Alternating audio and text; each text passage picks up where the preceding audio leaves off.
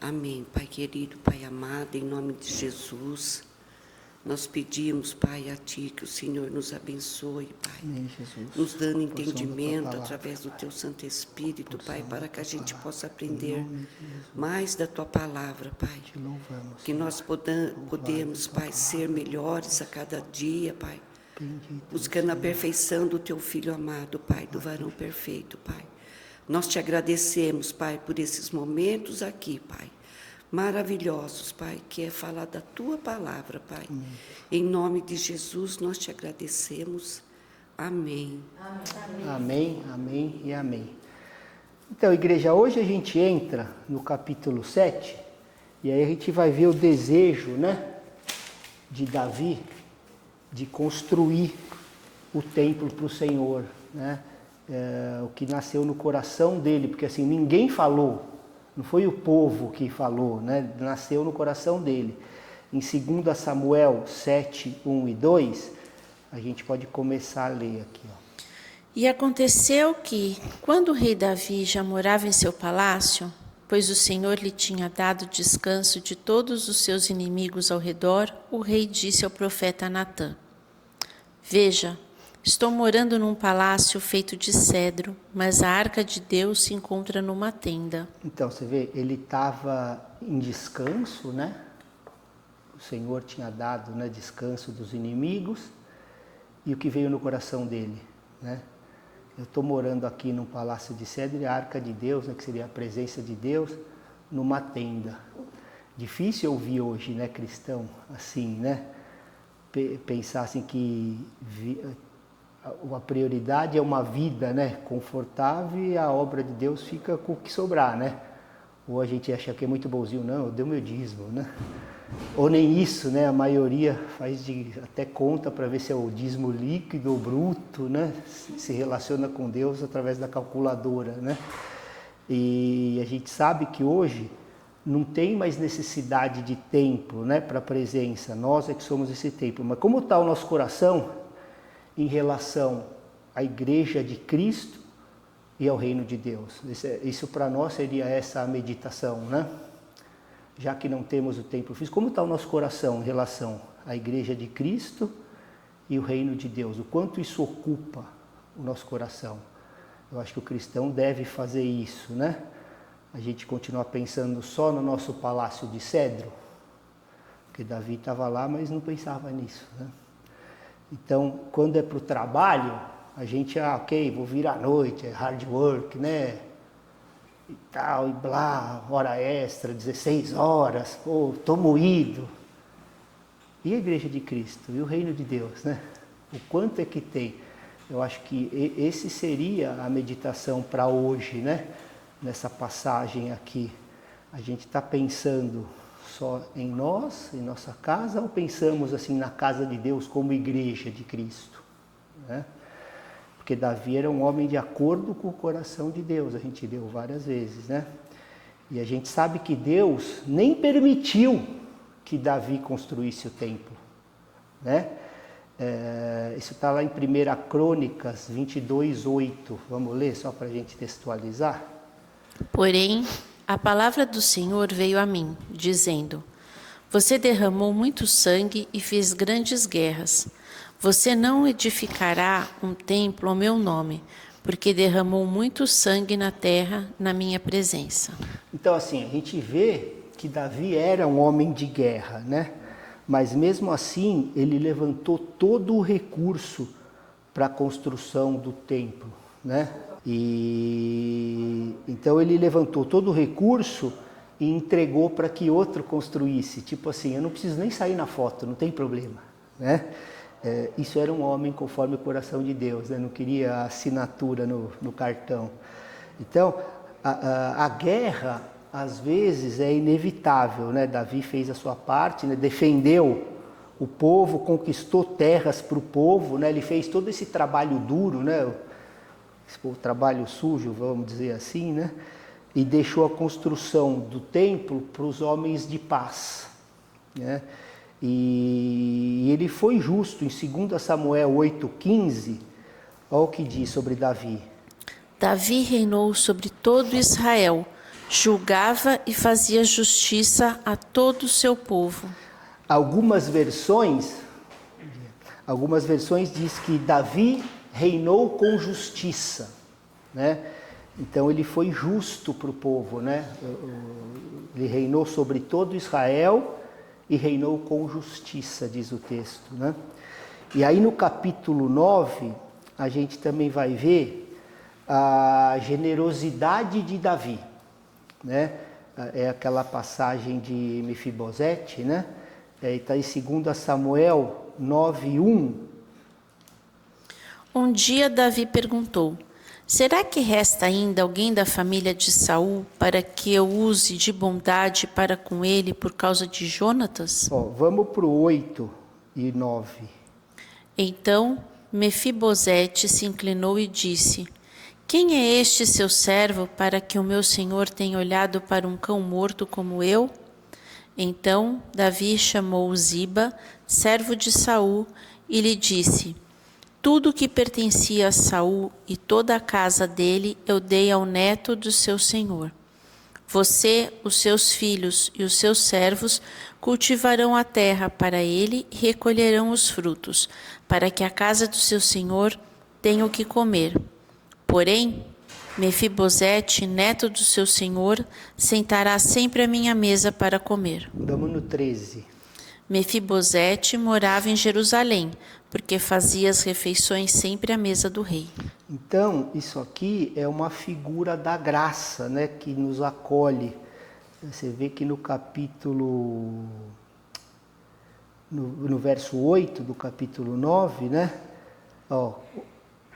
para que o meu Senhor tenha olhado para um cão morto como eu, né? Então, essa figura somos nós, né? Esse cão morto aqui, mas o Senhor nos chama para sua mesa. É uma figura da graça.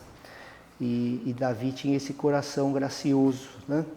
Aí no capítulo 11, a gente vai ver algo também interessante, porque Davi, ele acompanhava sempre o exército. Em todas as batalhas, ele é que liderava, ele ia na frente do exército, ele era um rei que ia nas batalhas, né? E aí, em 1 Samuel 11, no capítulo 1, já começou a ficar esquisito aqui, ó. Decorrido um ano, no tempo em que os reis costumavam sair para a guerra, Davi enviou Joabe, seus oficiais e todo Israel. Eles destruíram os filhos de Amon e sitiaram a cidade de Rabá, mas Davi ficou em Jerusalém. Então, assim, no tempo que os reis costumavam, né, sair para a guerra, Davi ficou em Jerusalém, quis ficar no conforto, né? E quando a gente não está em batalha, né, em atentos, é muito mais fácil a gente pecar. Muito mais fácil. É muito mais fácil a gente cair quando a gente não está no lugar que Deus nos colocou. Se a gente buscar andar no propósito de Deus, guiado pelo Espírito, dificilmente a gente vai estar em lugar que esteja propício para a gente pecar. Não estou dizendo que a gente não vai ter que continuar lutando, né, contra isso. Mas é muito mais fácil a gente cair quando a gente não está no lugar que Deus nos colocou, né? E aí no verso 2, olha o que acontece. Uma tarde, Davi se levantou do seu leito e andava passeando no terraço do palácio real. Dali, viu uma mulher que estava tomando banho. Ela era muito bonita. Davi mandou perguntar quem era. Disseram-lhe: é Batseba, filha de Eliã, a mulher de Urias, o heteu. Então Davi mandou mensageiros que a trouxessem. Logo veio ela, e ele se deitou com ela. Ora, Batseba tinha acabado de se purificar da impureza da menstruação. Depois ela voltou para casa. Então, você vê só, né? Ele não foi para a guerra, ele ficou em Jerusalém. E uma tarde, Davi se levantou. O cara estava dormindo à tarde, sabe? E aí ele foi lá, viu do terraço, ela tomando banho, era muito bonita, fala o texto, né? Então, o lugar que Deus havia estabelecido para Davi era o campo de batalha. Ele foi a vida inteira treinado para isso. Não era para estar dormindo à tarde no palácio, né? Não há perigo no campo de batalha, o perigo está no pátio do palácio, né? Eu estou falando de perigo espiritual, não de perigo físico, né? Estamos trazendo para a nossa realidade aqui, né? Pense às vezes que a gente peca, se foi no meio da pressão, numa luta onde você está próximo de Deus, numa batalha, ou é quando a gente está confortável. Faz essa meditação. Se quando você está numa pressão ali com Deus, uma luta, ou quando você está confortável, está tudo bem, onde que você vai cair, né? E Davi poderia ter evitado essa situação em 3 estágios, né? Quando ele viu Batseba, ele poderia simplesmente ter desviado o olhar, né? O primeiro olhar, a gente não tem como, né? Às vezes aquilo vem na tua cara, agora o segundo sempre tem, né? Desvia o olhar, né? Não olha. Ó, dali viu uma mulher que estava tomando banho, ela era muito bonita. Ele ficou apreciando, ele deu, né, vazão para o seu coração, né? Esse foi o primeiro estágio. O segundo estágio, ó, quando ele perguntou quem era ela, e ele ouviu, ó, é Batseba, filha de Eliã, mulher de Urias. Ele ouviu que ela era casada. Segunda chance, o segundo estágio que ele podia ter evitado o pecado, né? Primeiro, desvia o olhar, nem olha. Segundo, é casada, não é para você, né?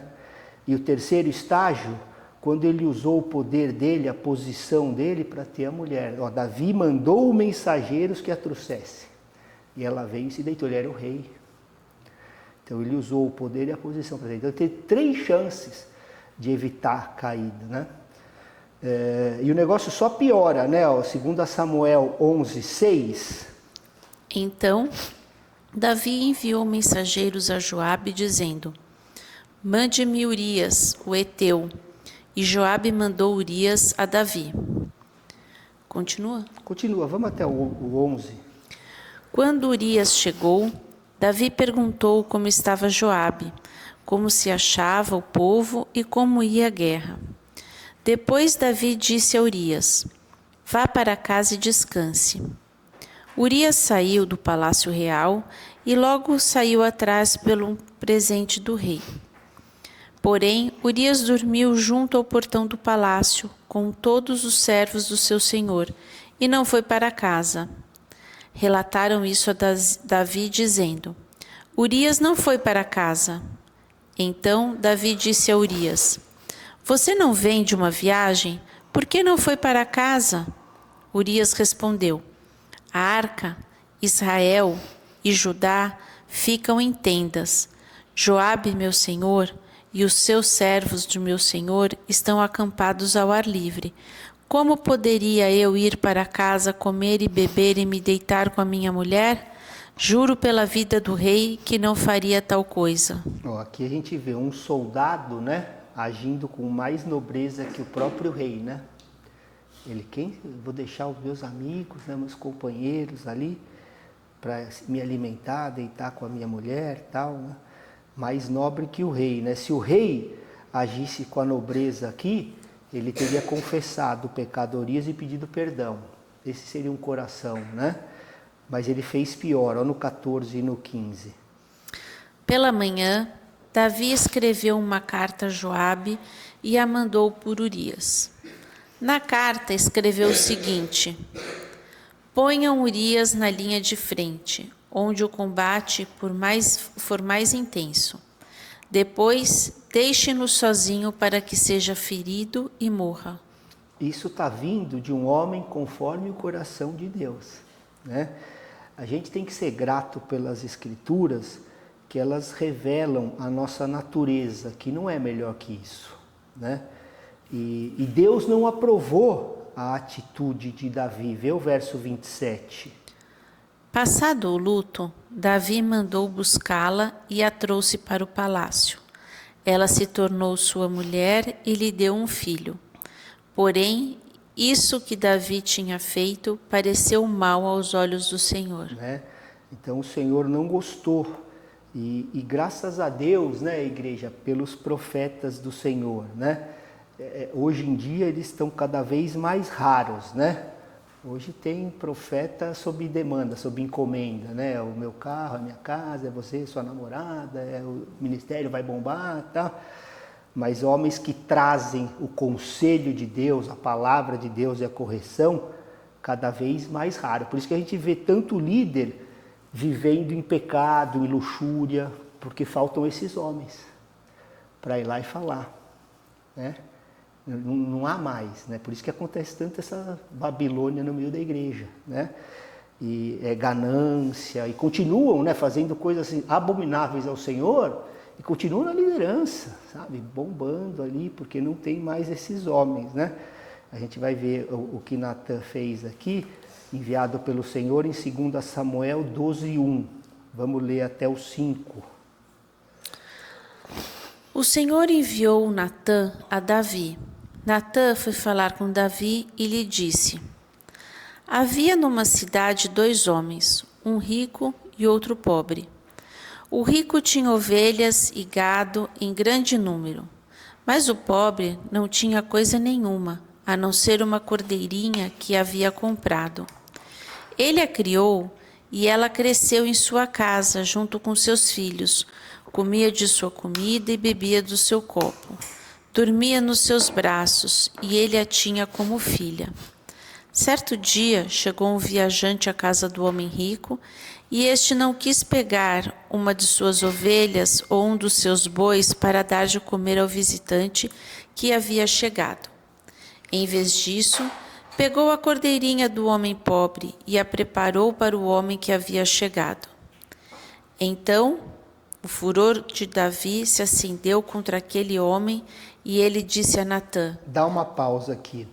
Ó, o furor contra o pecado dos outros é sempre mais fácil. Sempre mais fácil do que contra o nosso. A gente não fica com furor contra o do outro, vem aquela ira, aquele furor, né? Aí é o que ele continua aqui falando.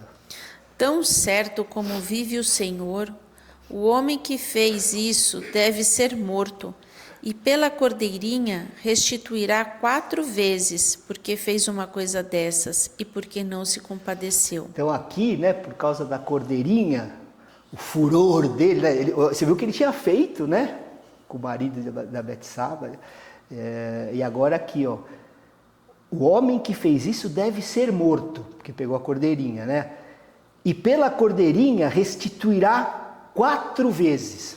Isso foi Davi que falou, né?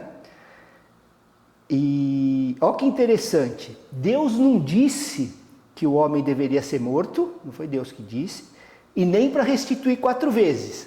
Foi Davi que disse isso, né? Para matar o homem e restituir 4 vezes. Quantos filhos de Davi morreram? 4. O primeiro filho de Batseba, esse morreu 7 dias após o nascimento. Amon foi assassinado pelo meio-irmão Absalão. Absalão morreu durante a rebelião contra o Davi. E Adonias, que tentou usurpar o trono após Os 4 morreram, né? Então, o meio que a gente julga os outros será o que seremos julgados. Isso a Bíblia fala diversas vezes, né? Então, cuidado a gente precisa ter com a régua que a gente mede os outros. Porque é essa régua que vai nos medir. Entendeu? Então, quando aquela pessoa é maldosa, está sempre julgando, pesando, vai ser aquela mesma coisa, porque Deus é justo. É assim o seu padrão? Eu vou usar o seu, não se preocupe. Então, a gente precisa sempre ter um coração misericordioso, como o do Senhor, né? Então, aqui Davi, não, vai ser morto e 4 vezes. Tá bom, 4 vezes, 4 filhos, né? E aí no 7, olha o que Natan disse a Davi. Então Natan disse a Davi: Esse homem é você. Toma, né? O cara vamos matar, não. Ó, esse homem é você. Assim diz o Senhor, o Deus de Israel: Eu o ungi rei sobre Israel e eu o livrei das mãos de Saul. Eu lhe dei a casa de seu senhor e as mulheres de seu senhor em seus braços. Também lhe dei a casa de Israel e de Judá. E se isso fosse pouco, eu teria acrescentado tais e tais coisas. Por que então você desprezou a palavra do Senhor, fazendo o que era mal aos olhos dele? Com a espada você matou Urias, o heteu. Você tomou por esposa a mulher dele, depois de matar com a espada dos filhos de Amon. Agora, pois, a espada jamais se afastará de sua casa, porque você me desprezou e tomou a mulher de Urias, o heteu, para ser sua mulher.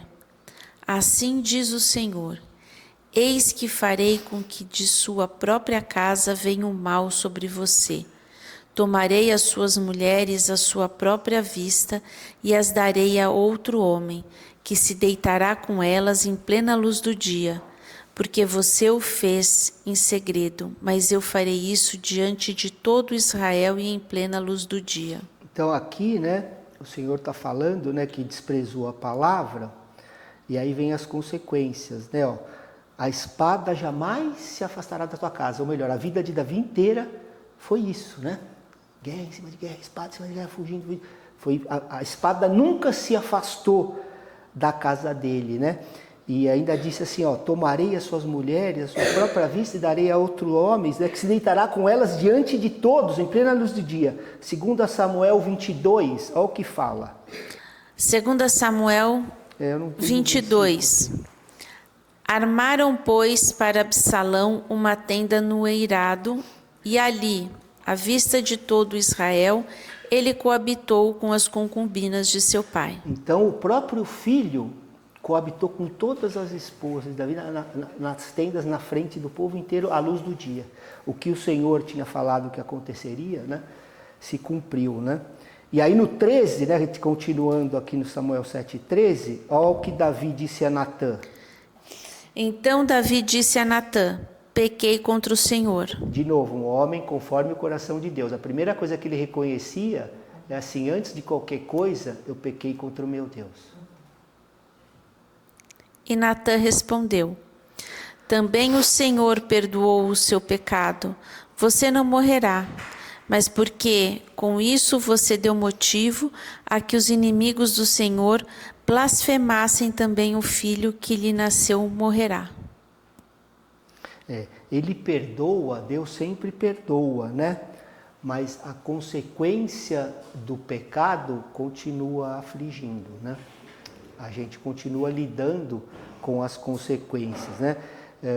Eu queria até antes da gente continuar, se a gente lesse o Salmo 51, só para ver o coração, né, de Davi. Compadece-te de mim, ó Deus, segundo a tua benignidade, e segundo a multidão das tuas misericórdias, apaga as minhas transgressões. Lava-me completamente da minha iniquidade e purifica-me do meu pecado, pois eu conheço as minhas transgressões e o meu pecado está sempre diante de mim. Pequei contra ti somente, e fiz o que é mal aos teus olhos, de maneira que serás tido por justo no teu falar e puro no teu julgar. Eu nasci na iniquidade e em pecado me concebeu a minha mãe. Eis que te agradas de verdade no íntimo e no oculto, me fazes conhecer a sabedoria. Purifica-me com hisopo e ficarei limpo. Lava-me e ficarei mais alvo do que a neve. Faze-me ouvir júbilo e alegria, para que exultem os ossos que esmagaste. Esconde o teu rosto dos meus pecados e apaga toda a minha iniquidade. Cria em mim, ó Deus, um coração puro e renova dentro de mim um espírito inabalável. Não me lances fora da tua presença, nem me retires do teu Santo Espírito. Restitui-me a alegria da tua salvação e sustenta-me com um espírito voluntário. Então, ensinarei aos transgressores os teus caminhos e os pecados se converterão a ti. Livra-me dos crimes de sangue, ó Deus, Deus da minha salvação, e a minha língua exaltará a tua justiça. Abre, Senhor, os meus lábios, e a minha boca manifestará o teu louvor. Pois não te agradas de sacrifícios, do contrário, eu os ofereceria, e não tens prazer em holocaustos. Sacrifício agradável a Deus é o espírito quebrantado, coração quebrantado e contrito. Não o desprezarás, ó Deus. Faze-me bem a Sião, segundo a tua boa vontade, edifica as muralhas de Jerusalém. Então te agradarás do sacrifício de justiça, dos holocaustos e das ofertas queimadas, e sobre o teu altar serão oferecidos novilhos. Então a gente, quando medita, né, nos Salmos, né, a gente vê o coração, né, de Davi. Ele não queria parecer o super espiritual. Ele era o homem mais poderoso, né, o rei de todo Israel. Mas ele não queria parecer o que ele não era. Quando ele pecava, ele admitia, né, e admitia publicamente, né? Então, quando alguém aponta algo errado em nós, né, que talvez a gente com o coração endurecido, está cego e não está vendo, a gente deve ter esse coração de admitir, né? Porque Natan alertou ele, ele o enxergou. E ele não falou, sai daqui, eu vou mandar matar o profeta, tal. Pelo contrário, né? Ele foi ali e admitiu o pecado, né? Então a gente nunca pode deixar que o lugar que a gente está, ou qualquer posição, qualquer coisa de honra de homem, né, deixa a gente orgulhoso a ponto que a gente não possa receber correção, né? Glória a Deus por homens e mulheres de Deus que possam nos corrigir, né? E isso a gente vai estar caminhando e não vai acabar nunca, né? Porque é de glória em glória a gente vai, né? João, com 95 anos, o homem mais santo aí depois de Jesus que pisou aqui nessa terra, né? E falando assim, os nossos pecados, sabe? Então ele sabia que havia algo nele, né?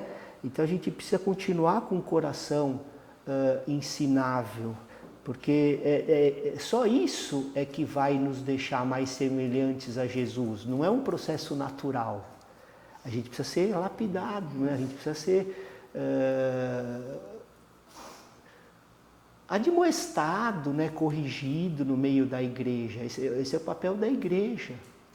A igreja tem o papel, né? E assim, são os filhos que fazem.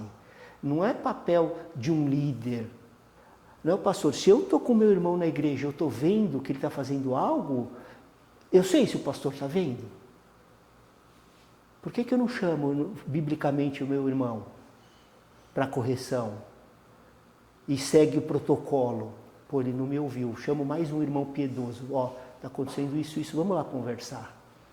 Aí depois, né, para que a igreja seja santa, porque isso aqui não é um clube, onde a turminha legal se reúne.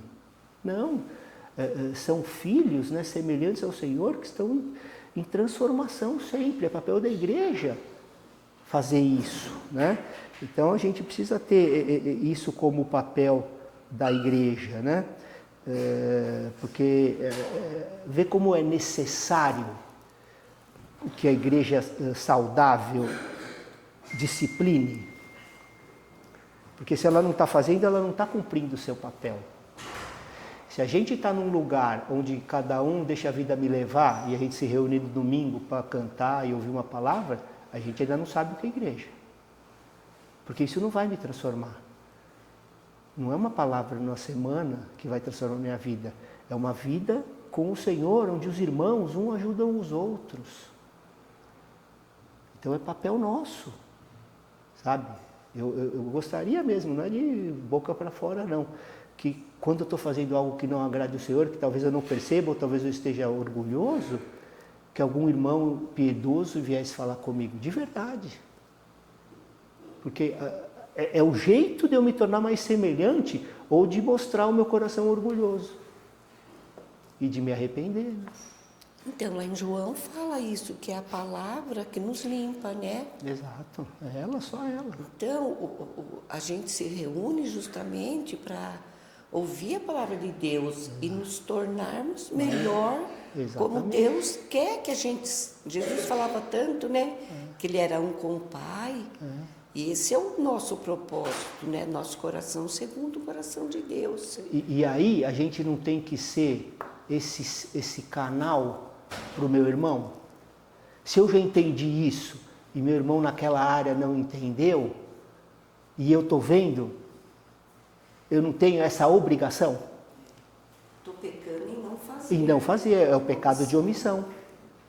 Entendeu? E eu não estou dizendo que você é melhor por fazer isso. É naquela área que você está vendo, porque pode ter outra área que aquele irmão já esteja um passo na tua frente. E glória a Deus se ele puder te puxar para esse lugar. Né? Então assim, quando a gente vive em pecado, né? Vamos supor um jovem, um homem ou mulher que seja, que viveu uma vida assim na pornografia, né? Quando era jovem, teve uma juventude assim bem, né? Ele se arrepende verdadeiramente, é óbvio que ele é perdoado. Não há pecado, né? Que o homem confesse que Deus não perdoe. Só que aquelas imagens e ações vão acompanhar ele o resto da vida.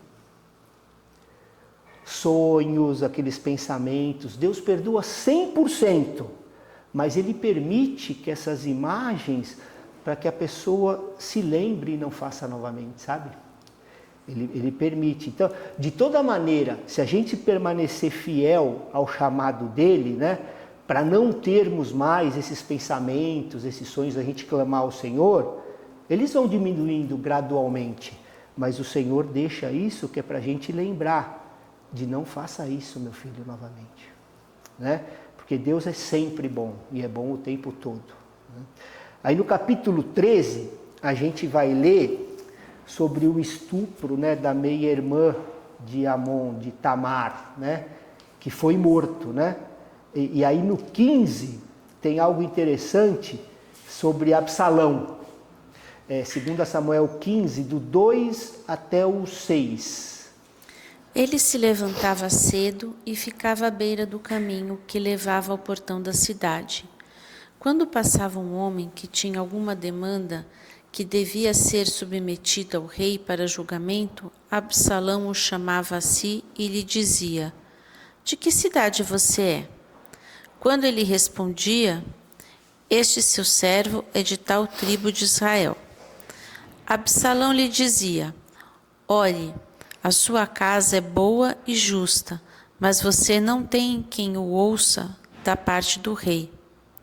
Absalão dizia mais: "Ah, quem me dera ser juiz na terra, para que viesse a mim todo homem que tivesse demanda ou questão, para que eu lhe fizesse justiça." Também quando alguém se aproximava para inclinar-se diante dele, ele estendia as mãos, abraçava-o e o beijava. Absalão agia dessa maneira com todo Israel, que vinha ao rei para pedir justiça, e assim conquistava o coração dos homens de Israel. Conquistava o coração dos homens, né? Ele estava tramando aqui contra o próprio pai, né? O rei de Israel. Ele queria ser o rei, né? Então você vê que ele falava assim: sua causa é justa, mas não tem ninguém que ouça você, né? Ele queimando o rei, né? E falava: se fosse eu, tal, né? Então ele desejava a posição de rei. Isso é comum nesses meios assim bem doentes religiosos, essas agremiações religiosas do meio gospel, sempre querendo um lugar de liderança, né? Então aquele cara que está trabalhando, ele quer aquele lugar, aí começa, né, a fazer essas tramóias, essas coisas, né? A gente não cansa de ver nessas mega church, né? Você vê que sai, racha, um vai para lá, aí tá tudo bem, é tempo de Deus, aí depois você fica sabendo que não é nada disso, é um pau danado e blá, né? Porque eles querem blindar, né, a agremiação, né?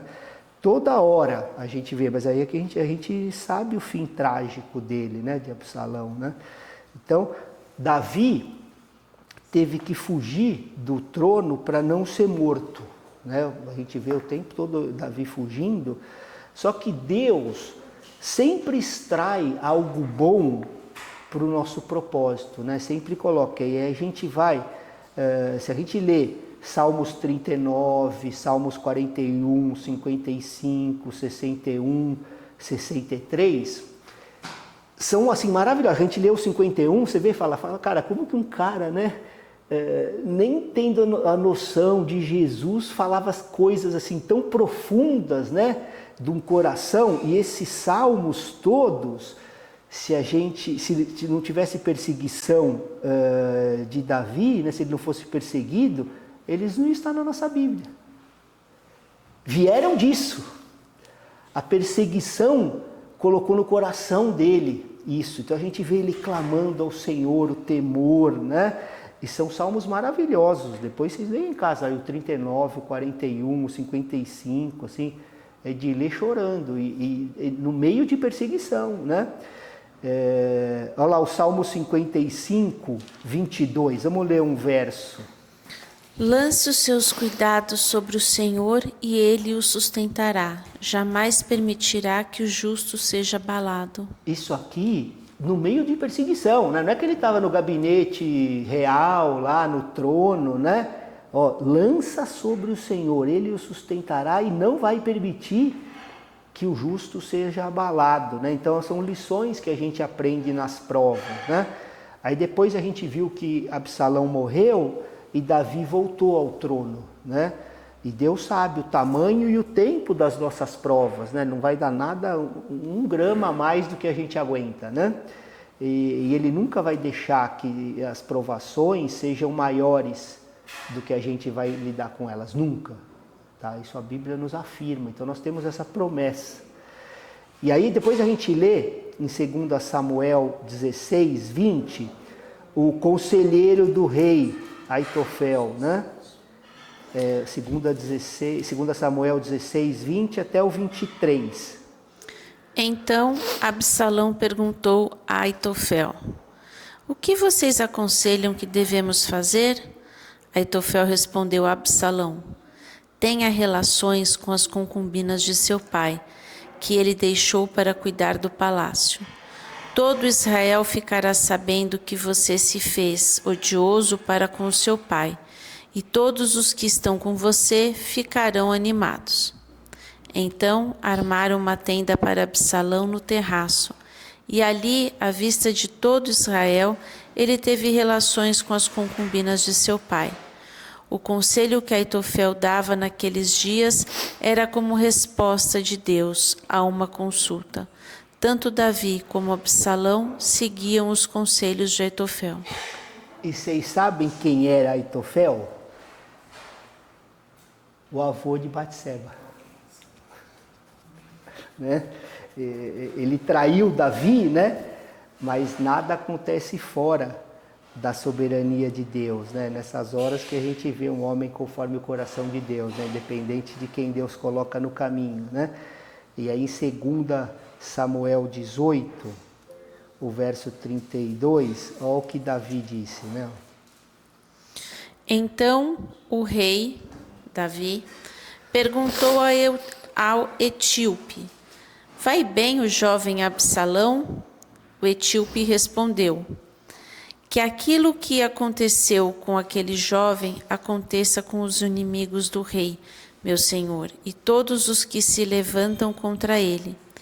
Então o rei, profundamente comovido, subiu à sala que estava por cima do portão e chorou, e ainda dizia: Meu filho Absalão, meu filho Absalão, quem me dera que eu tivesse morrido em seu lugar.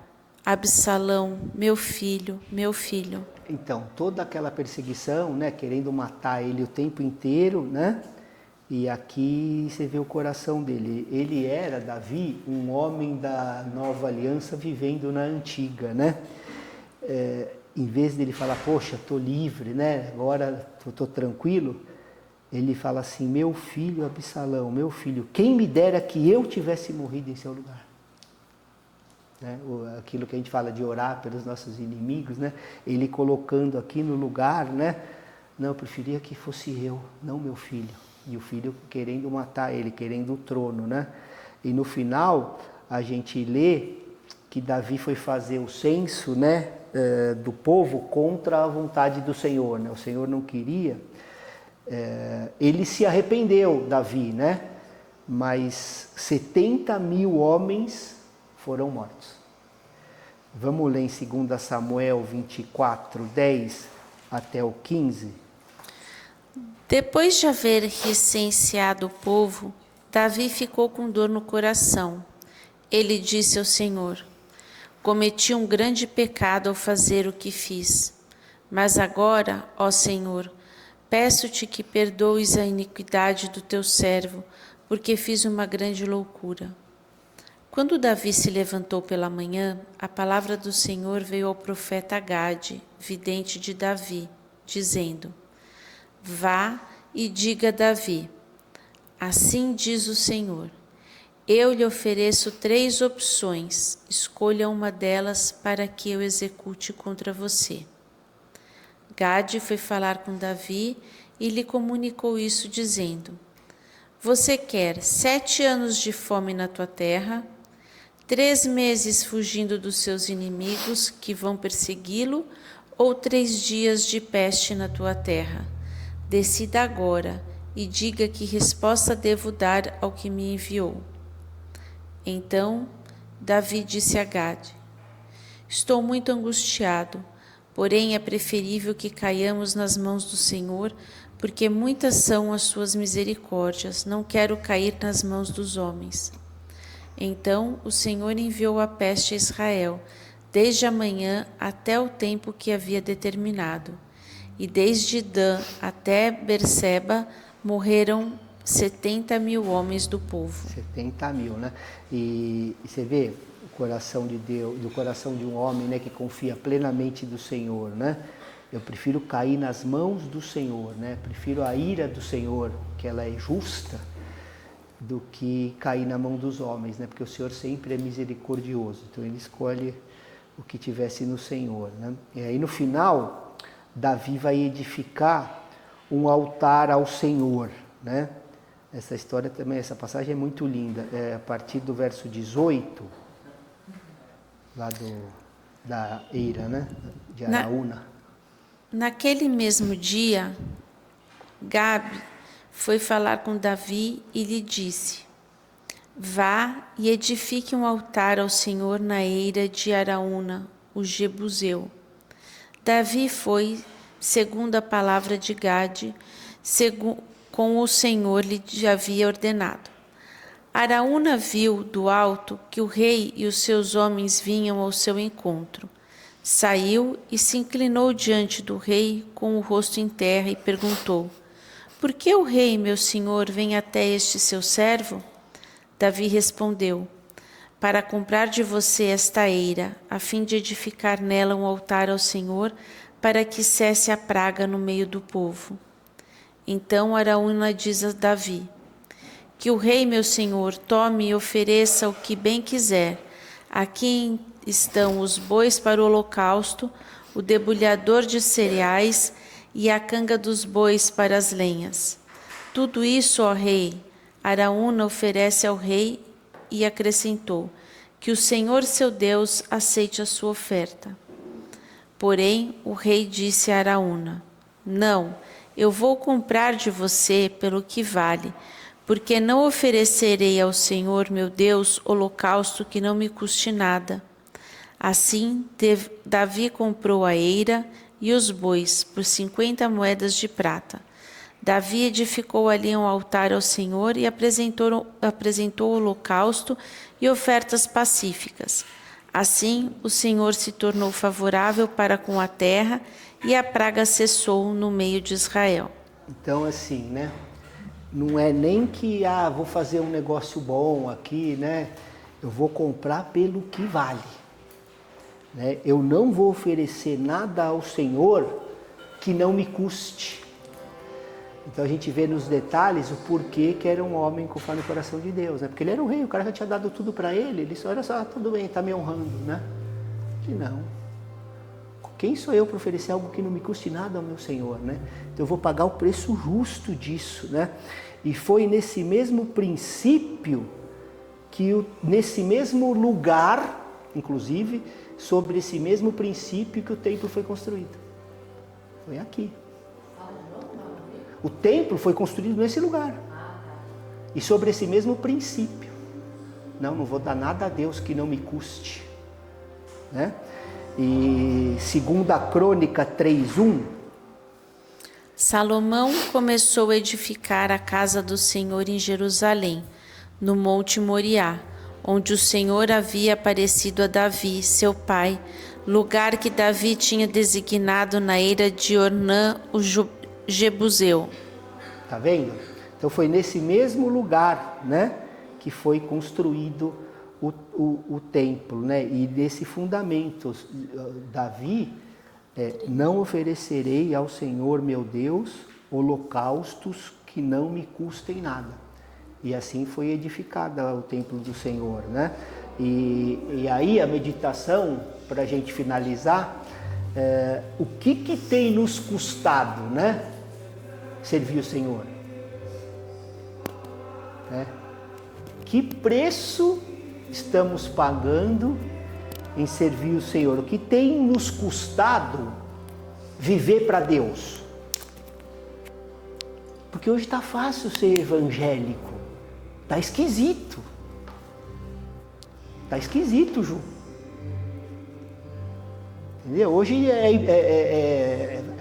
tá na moda, né?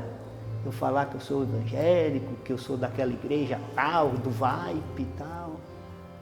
O que eu estou pagando? O que está me custando eu viver para Deus? O que está me custando eu servir o Senhor? A gente tem que fazer essa meditação, né? Então, o que a gente aprende com a vida de Davi, né?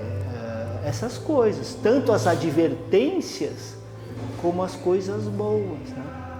Então a gente precisa usar, né, como um aio que nos conduz a Cristo, né?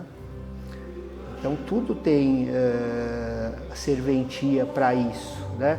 Isso aqui é um princípio, um padrão, não oferecer ao Senhor nada que é barato, que não me custa nada. O que Ele deu para nós? O que eu estou retribuindo? Acordo cedo no domingo?